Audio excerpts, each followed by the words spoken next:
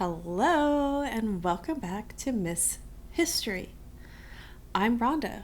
This is where I talk about odd or unsolved historical mysteries. And if that sounds like something that you might be interested in, then please consider subscribing.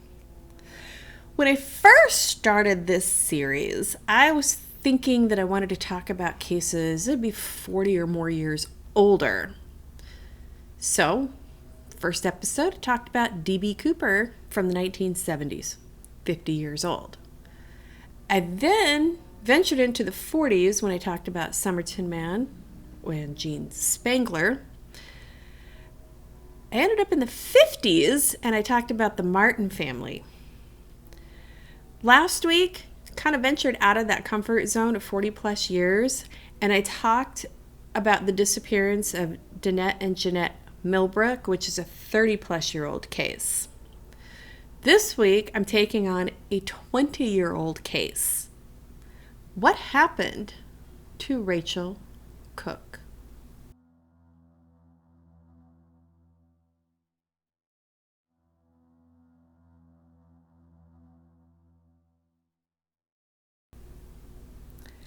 Rachel Cooke was born in Georgetown, Texas on May 10, 1982, to her parents Robert and Janet Cooke. She was the oldest of two girls and lived with her family in the North Lake subdivision of Georgetown. North Lake is located about 45 minutes from Austin, Texas, and it is described as a quiet neighborhood where all the houses are set far back on their lots. They have expansive driveways and acres of property. It is described as quiet and serene. Rachel would live with her family in their home on Navajo Trail. This was described as the family's dream home. Janet taught English at a nearby high school. Robert was a longtime software engineer for IBM and would commute the 45 minutes each day to Austin for work. I hate commuting. Rachel's sister Joanne would say that they were very close growing up. Rachel was described as giving, pretty, funny, athletic, and had a passion for running. She competed on her high school cross-country and track teams and was also a member of the cross-country team in college. Rachel was drawn to California, according to her mother, and so, after graduating from high school, she would move to San Diego to attend Mesa Junior College, with plans to transfer to a college in Los Angeles where she would be studying fashion design. In San Diego, Rachel would meet and fall in love with Greg West. Greg described their initial meeting as having immediate butterflies when they saw each other, saying in an interview, quote, "I was like, oh my gosh, this is the real thing. This is it. This is what it feels like. I mean, like butterflies." He would further state, "We were so goofy together. It was incredible. She was amazing." Family and friends would state that they were a good match for one another. According to Joanne, Rachel told her that she thought that Greg was the one. And in fact, the two had plans to move in together in 2002.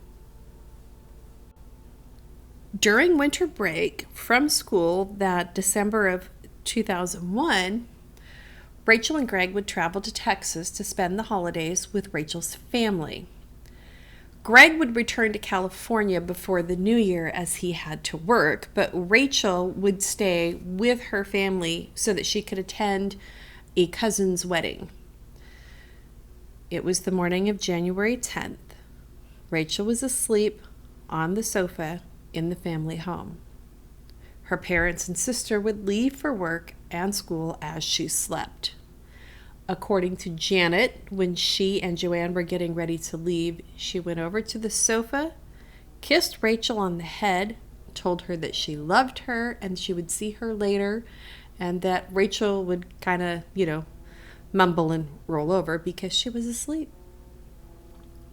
Rachel would wake up later, speak to her boyfriend Greg at around 9:15 that morning, and he had asked if she had gone for her daily run. She said she hadn't, but she was getting ready to go. He said, "Okay, cool. Call me when you get back." She would put on a green sports bra, a gray running suit with white Asics running shoes, and her bright yellow Sony Walkman with headphones, and head out for a 4-mile run approximately 9:30 that morning. She was seen on her morning run by a man who was working on a new home in the area, as well as residents of the neighborhood who knew Rachel since they'd been in the neighborhood as long as Rachel's family. Sometime around 11 o'clock that morning, near Nietzsche's Trail, approximately 100 yards away from her family home, an elderly couple from the neighborhood saw her doing her cool down. This would be the last time that anyone saw Rachel that day. Hers would become the most famous missing persons case in Central Texas. So Rachel had plans on January 10th to go shopping with her father, Robert, for her cousin's wedding. Robert would return home around 3 o'clock in the afternoon after having taken time off. Rachel wasn't there. There was no note, but Robert just kind of figured that she was maybe hanging out with a childhood friend and would be home later. He became concerned when she did not initially return home.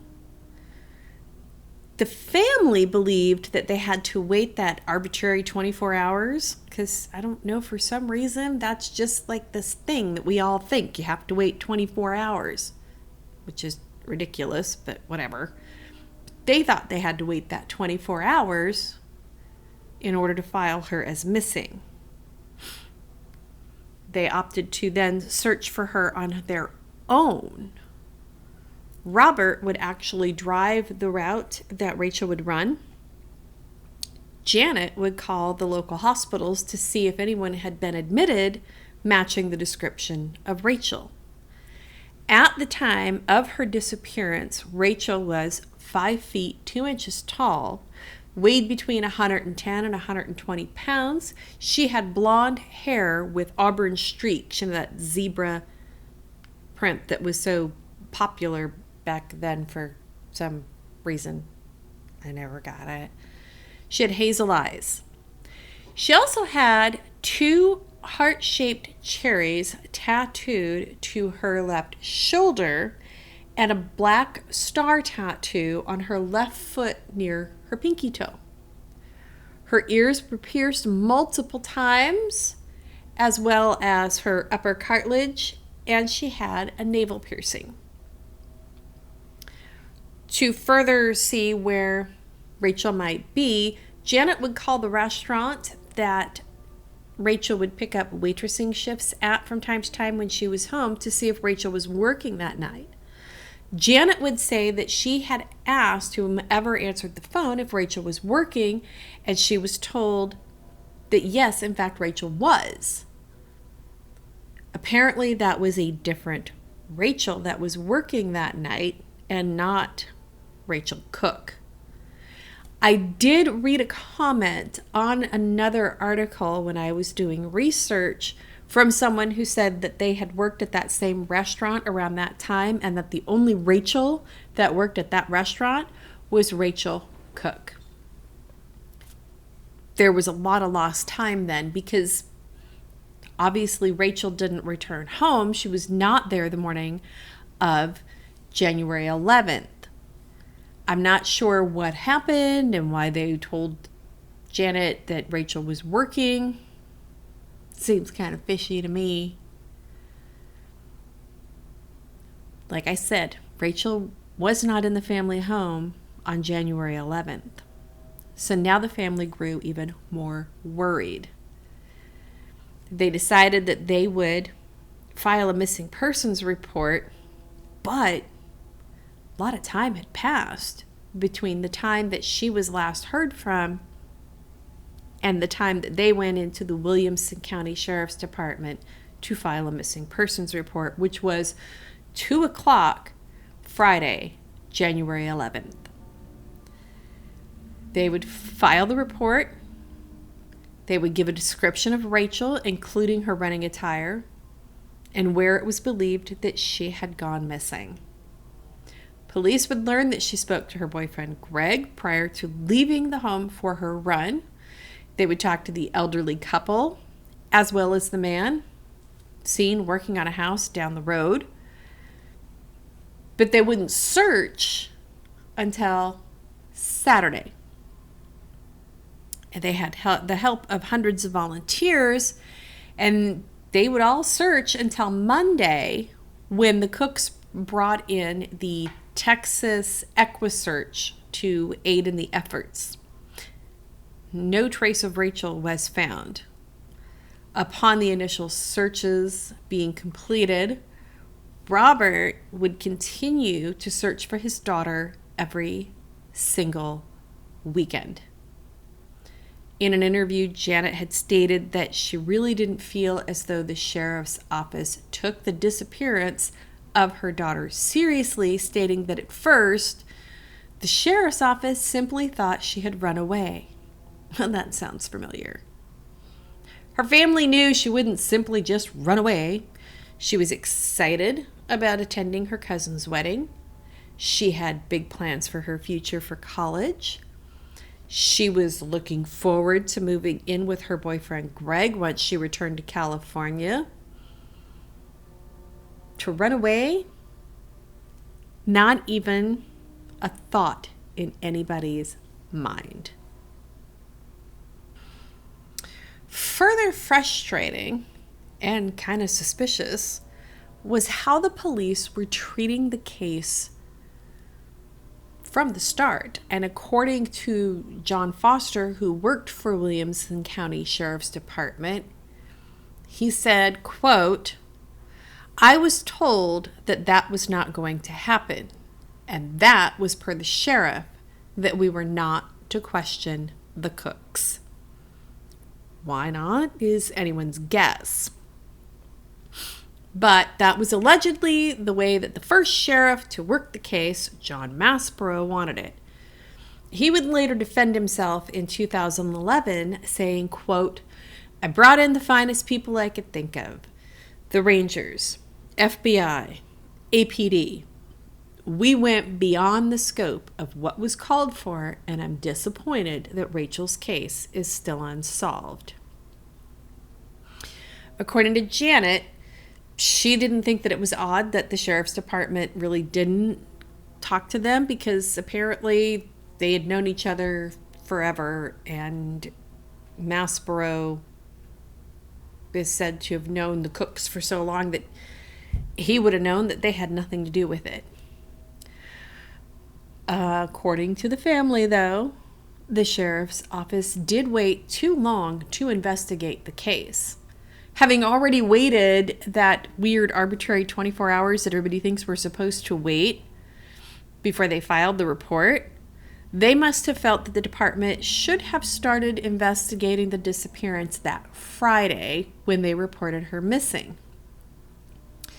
As it would turn out, Sheriff Maspero would be forced out of his job while being investigated for serious misconduct allegations. Those allegations would be sexual harassment of 2 female deputies, an assault on a men's club dancer, wherein Maspero was described as crawling around on the floor of the club, barking like a dog, and then biting a dancer, and indecent exposure. Sounds like a stand-up guy. Pretty sure it's safe to say that he had his own personal issues to deal with in the midst of the disappearance of Rachel Cooke. He would pass away in 2014. Sheriff Robert Chody is now in charge of the investigation and is the third sheriff to have this case. He says that there are well over 100 persons of interest in the disappearance, and that the cold case unit has basically started this whole investigation from scratch. They have been reviewing the original case file, conducting new searches, following up on leads, some old, some new. He really seems to be committed to finding the answers for the family. Robert and Janet would end up divorcing due to the stress of the disappearance of Rachel. And according to Janet, Robert was so obsessed and committed to finding Rachel that she felt like she never got a break from all of it. She never had a moment to breathe and absorb really what happened, and she just needed that moment.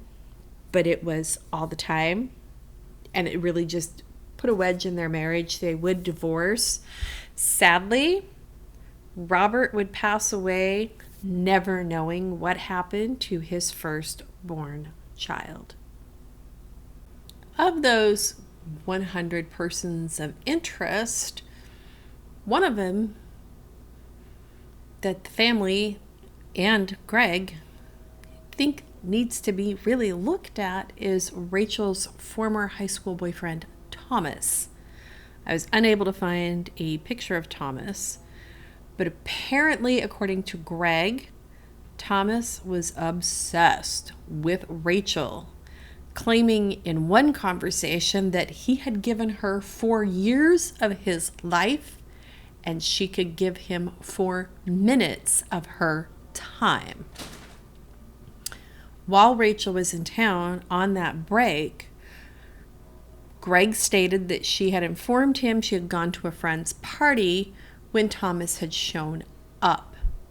He would confront Rachel and the two would have a huge blowout fight. Nothing seems to have been resolved, and that's all that Greg knew about the encounter, was that Rachel and Thomas had a fight. Other witnesses from that day stated that there was an unidentified man driving a late model white or blue Chevrolet Camaro or Pontiac Trans Am with white or maybe black stripes on the hood and the trunk, who was in the area at the time. It was reported that he was seen speaking to another female jogger.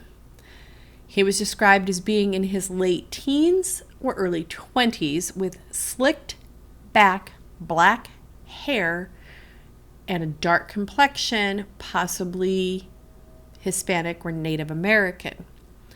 Some say the vehicle traveled along Navajo Trail and then turned south onto Nietzsche's Trail. Other witnesses claim that there were 2 men in the car, and composites have been made of each of those men. Police are also searching for any information about a white pickup truck that was seen in the subdivision on January 10th. It is described as perhaps having a wide, dark color stripe across the lower portion. According to witnesses, they had seen both the car and the truck stopped along the road, speaking to a jogger prior to Rachel's disappearance. Whether or not that jogger was Rachel was unclear. In August of 2006, 4 years after the disappearance of Rachel, convicted killer Michael Keith Moore confessed to killing Rachel and then dumping her body near Houston. At the time of Rachel's disappearance, Moore was out of prison, where he would spend most of his adult life, and he lived near the family home. Moore would confess to the killing and strike a deal with the prosecutors to plead guilty to kidnapping and murder. He claimed that he had kidnapped her, beat her with a hammer, took her to a second location, raped her, wrapped her in a tarp, weighed it down with rocks, and dumped her body into the Gulf of Mexico near Matagorda Bay. What a guy.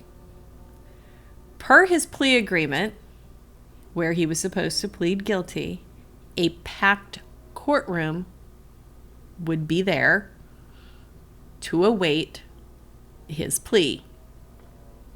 They would be disappointed. Moore would claim that he was not guilty, stating that he only confessed to get preferential treatment. What a guy. Sheriff Chody seems to think that Moore confessed in order to get out of prison, take a ride to the coast, and maybe eat some cheeseburgers. Jerk. That's why nobody likes you, Michael Keith Moore. Prosecutors had no evidence to link Moore in any way to the involvement of the disappearance of Rachel Cooke, and so all those charges against him were dropped. Why did they believe him? According to Sheriff Chody, the details that Moore gave made it seem plausible that he could have been involved in the disappearance of Rachel Cooke. Can you imagine? No. I'm just going to be this guy. I'm going to, say that, yeah, I killed her. And then I'm going to go show you where I dumped her, even though I didn't really do anything. But I get a free trip out to the coast. And I get fast food. It'll be awesome. Wow, it'll be like a day trip for a piece of shit. You piece of crap. You just, way to toy with the what a monster. What an absolute monster. Yeah. Who does that? Horrible people with no soul. I was watching an interview with her parents, and they were saying that, and even the boyfriend, her boyfriend Greg, you looked into that man's eyes, it was like nothing. Mm-hmm. There's nothing. Void of any emotion, anything. Just a total waste of human space. Apparently, he had killed a woman who was very pregnant, slit her throat. Class A guy. Awesome. Right? Just a horrible human being. Just a horrible human being. I don't know if he died in prison, if he was executed. He could still be alive. I have no idea. I want to know nothing else about this. Right? He's a human piece of garbage. Ugh. Ugh. In July of 2017, investigators would receive a tip that there were human remains buried in a field. What field? Where the field was? I don't know. But a search was conducted of said field, and nothing was found. Fast forward to April of 2018, and police located and impounded a car that matched the description of the car given by witnesses in the case. Remember, might have been a Camaro, could have been a Trans Am. It was a Pontiac Trans Am.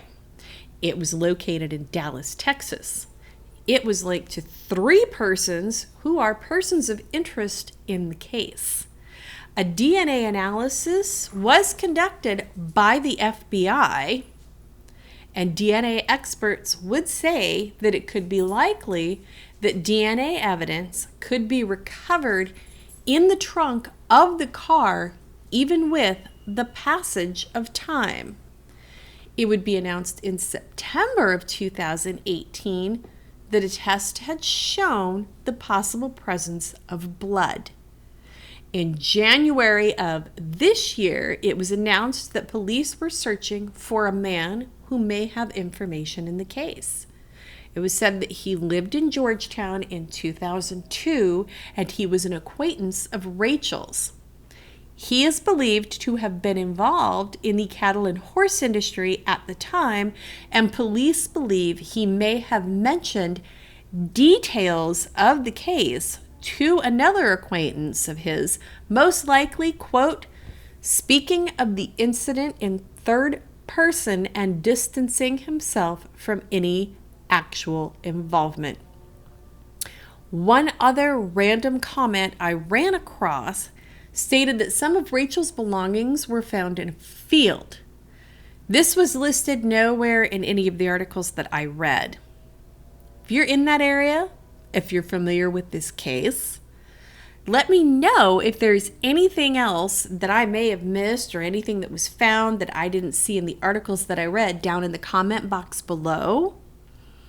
I'll also list ways to contact the sheriff's office and the FBI if you have any information on the disappearance of Rachel Cooke.